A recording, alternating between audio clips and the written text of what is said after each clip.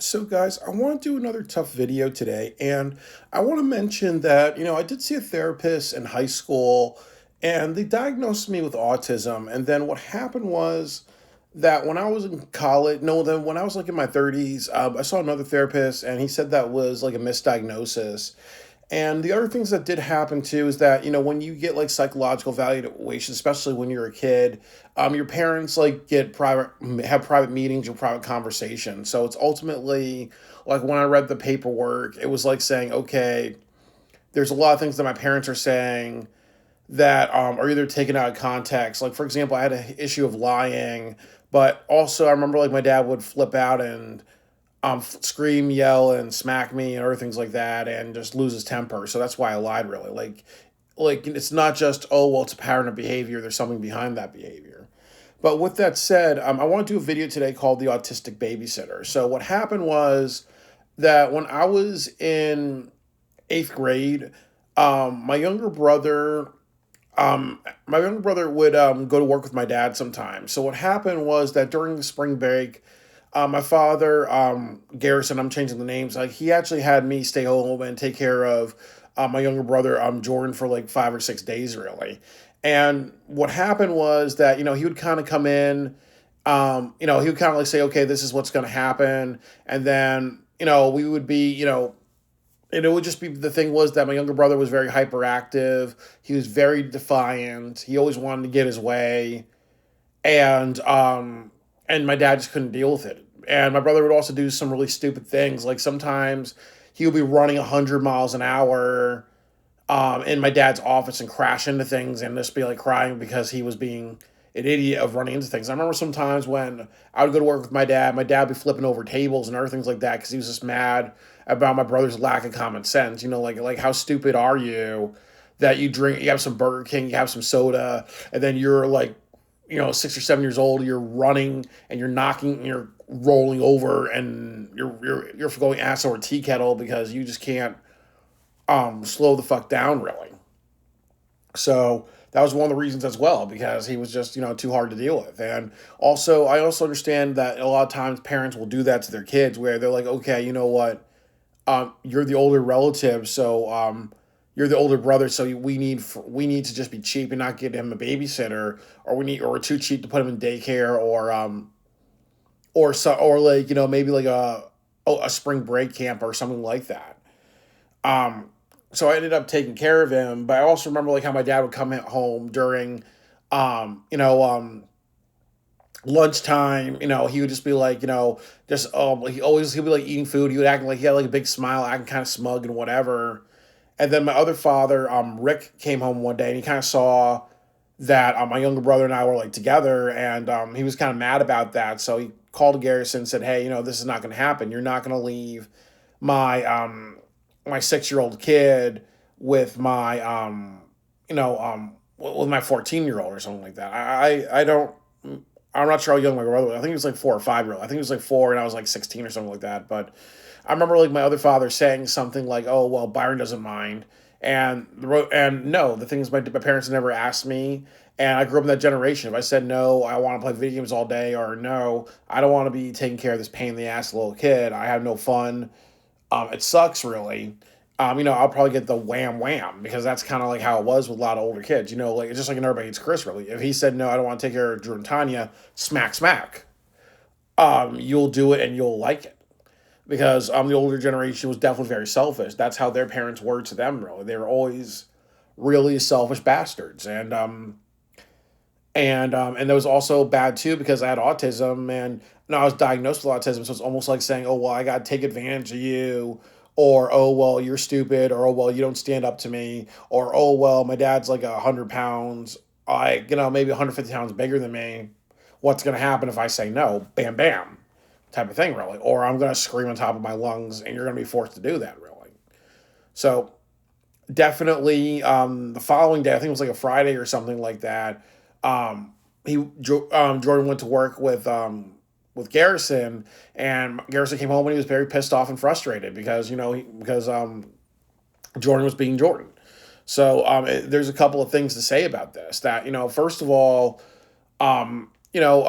it wasn't really that bad. I lucked out because I was playing video games. Sometimes we watched Family Guy. Sometimes we watched South Park. We actually had some bonding, but I also liked it because in a way, I I did what I wanted to do, really, and there was no problem with it. But it's just not. And then I think the next thing is just not appropriate because again, I had PTSD from my biological mother being abusive and hearing stories about how she was abusive. So there's always like a volatility when you're just having to kill the mental illness, take care of another child. And it also says something like in my generation where if I have a mental illness and my father wants me to babysit, I have to do it, or else I'm gonna get smacked or yelled for being defiant.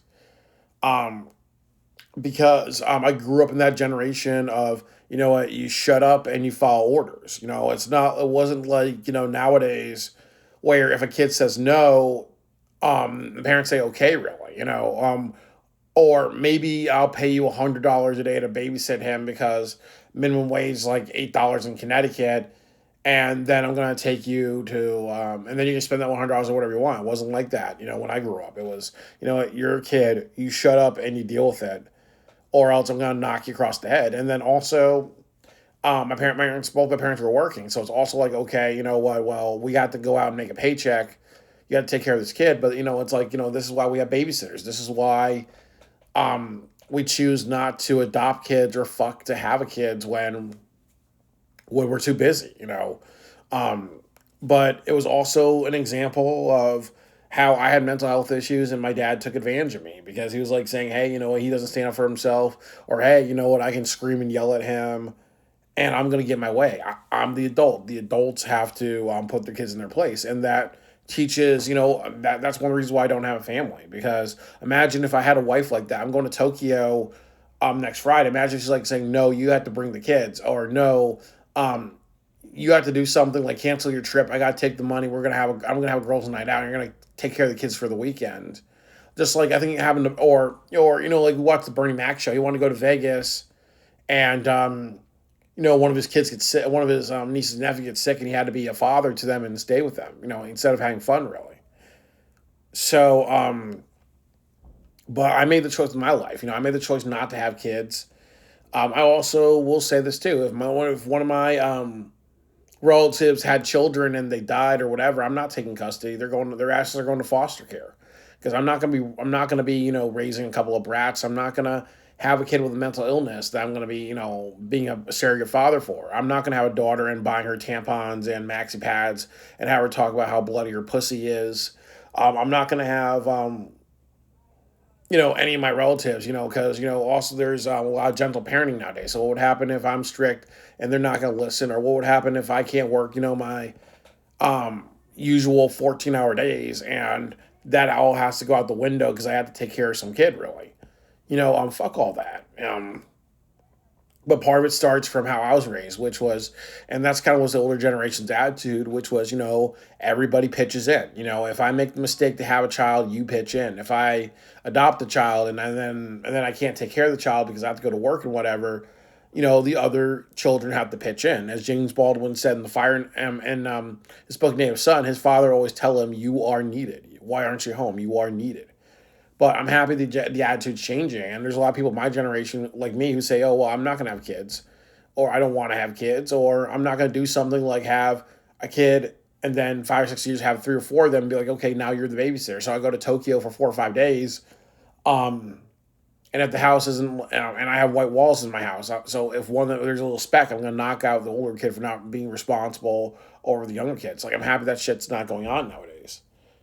But the right answer was for my dad to bring him to daycare. For my dad to get a babysitter, or bring him to a daycare, or bring him to a summer camp, or say, hey, you know what? Me and my older brother Matt and Byron, we can both take care of ourselves. We're both adults. We're both almost adults, really, so we can take care of ourselves. So maybe I shouldn't have a kid who can't take care of himself instead of just throwing it on Matt and Byron, really. And then also, I was very, very lucky because Jordan had good behavior all those 4 or 5 days. So imagine if he was being his defiant ass self, really. It wouldn't be. It would be pretty ugly if I had to spank him to control him. Um, and other shit like that. And then also too, as I said, I was definitely there was some mercurialness. So what would happen if I had a bad day and I had to wail on him and whatever? I wouldn't have been good really. But again, we have to be kind of like really, really just respectful of our children and and not take advantage of them.